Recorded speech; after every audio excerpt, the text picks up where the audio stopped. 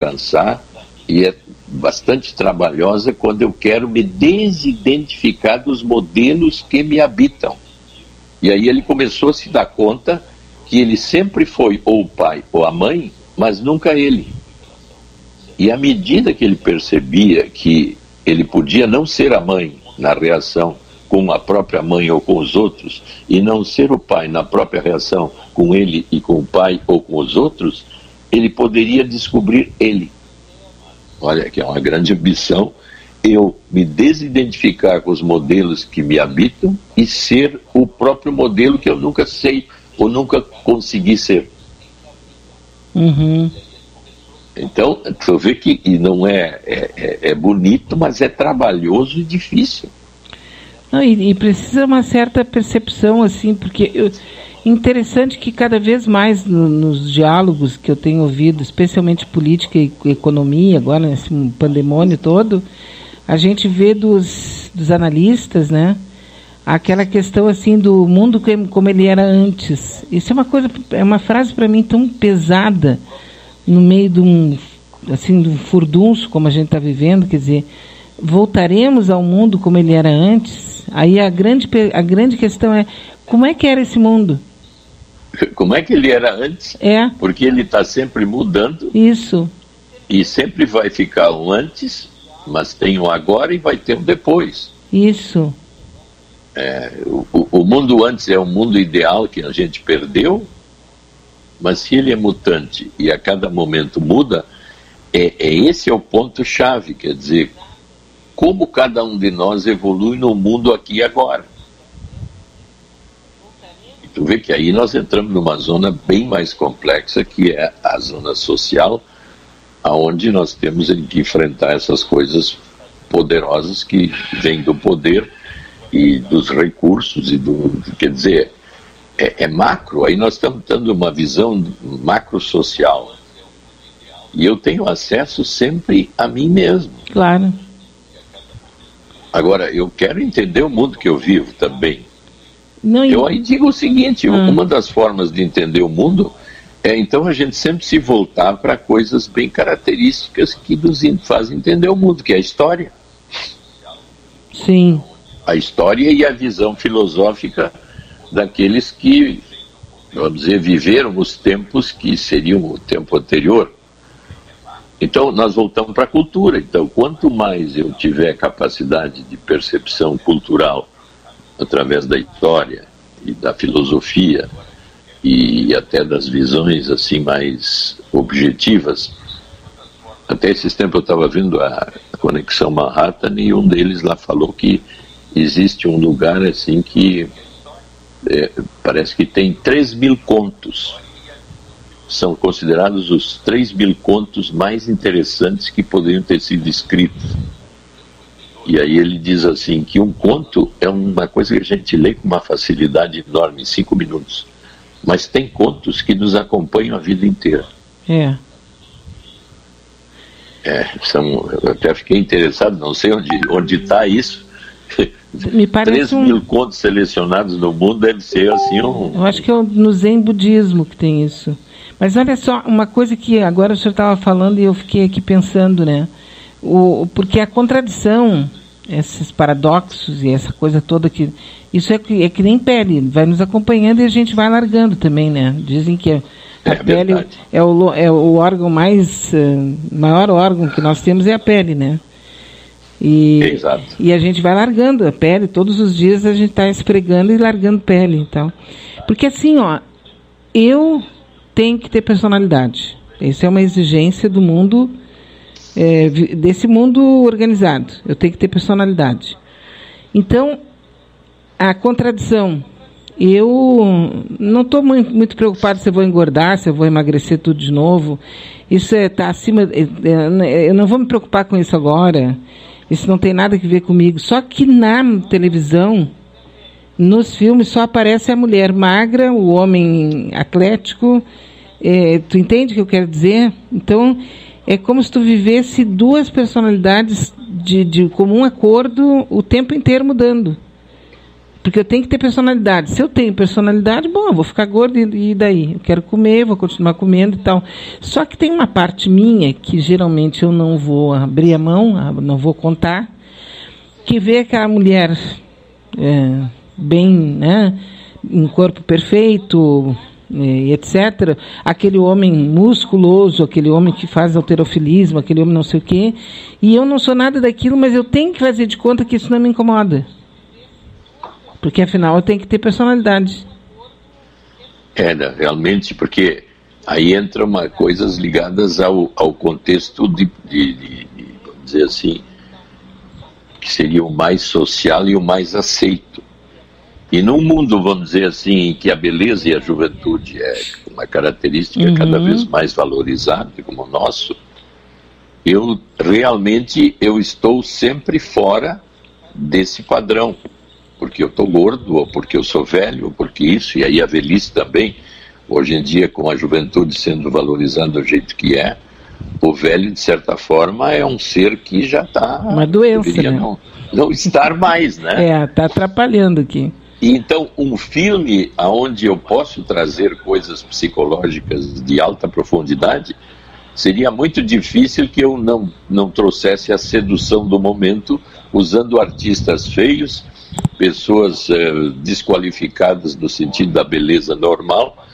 Então, eu tenho que trazer, no sentido da beleza, pessoas que me atraiam fisicamente, no sentido visual, e ao mesmo tempo possam trazer todas as problemáticas internas sem perder o nível de beleza que atrai para um filme. Então são os atores, como tu diz, mais bonitos e as mulheres mais bonitas. Mas o que está se fazendo ali tem que ter uma beleza visual atrativa, né? Que é um paradoxo também, né? Agora, como é que eu, pessoalmente, vou ter uma personalidade, vamos dizer, que possa ser invejável, se eu apareço na televisão de uma forma em que o visual é avesso ao que eu sou?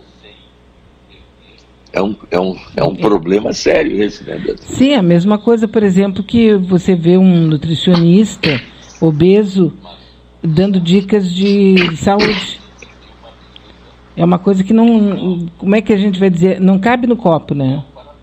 Não, como é que eu vou seguir os pratos que tu me indica, ou a comida que tu me indica, se tu tem 100 quilos?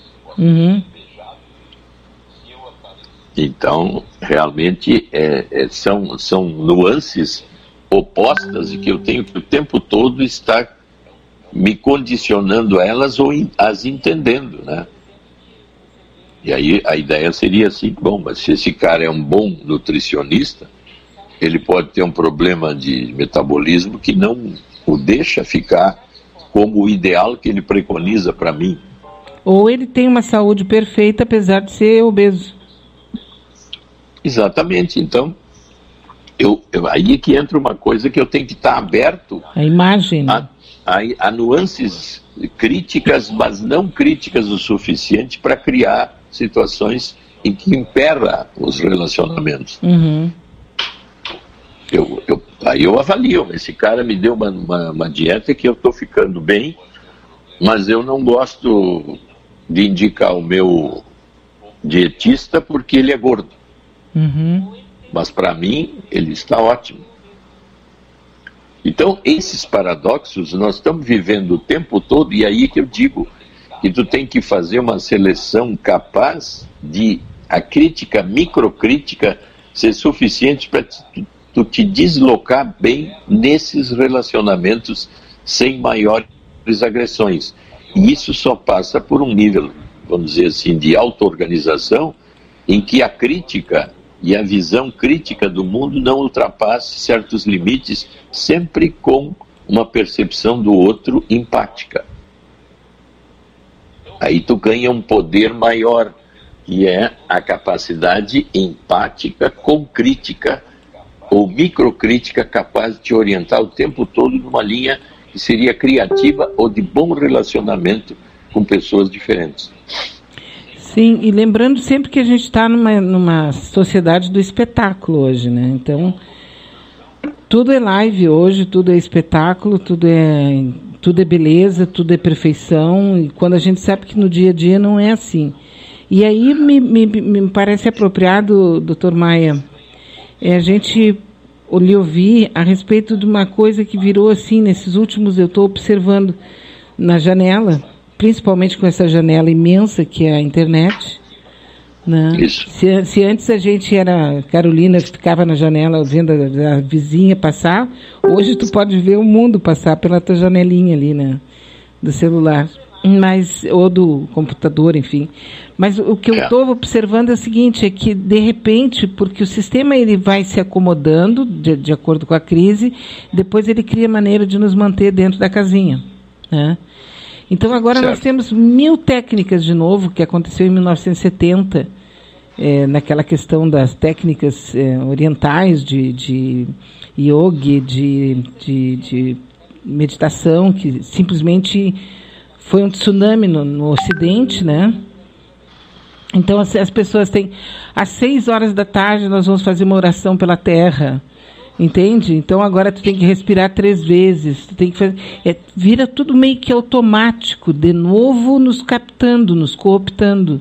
Eu não sei se eu estou meio rebelde ou se isso funciona assim mesmo. São os modismos que surgem, né? Depois que a ecologia então começou a existir de forma mais intensa, eu e tu podíamos fazer uma caminhada no Parque Marinha para abraçar árvores, né? Sim, eu fiz isso. Tu já fez? Fiz. Inclusive eu participei do nascimento do Parque Marinha do Brasil, então todas aquelas árvores ali eu vi brotinho, pequenininhos. Então quando deu aquele tufão que destruiu várias, tu chorou, né? Eu fui até lá para ver. Olha só. E fiquei muito triste, mas aquilo ali... Quer dizer que tu de certa forma, mãe de muitas daquelas árvores. Eu não digo mãe, mas passei por... É que assim, na época, o doutor Haroldo Behrens, que era o diretor de praças, parques e jardins da ISMAN, né? Que tinha sido a primeira Secretaria de Meio Ambiente do Brasil, né? Da América Latina. A primeira Secretaria de Meio Ambiente que nasceu foi em Porto Alegre. Eu só não sei se foi no tempo do Dib ou se foi no tempo do Vilela, mas é um ou outro. Que foi feita então a ISMAN. E ele era diretor de praças, parques e jardins. E ele voltava sempre, quando ele voltava para a secretaria, ele estava com umas botas, ele e outros dois diretores, com as botas vermelhas daquele barro ali do Parque Marinha. E eu acompanhei o crescimento daquele parque. A gente se emociona quando fala nisso, sabe?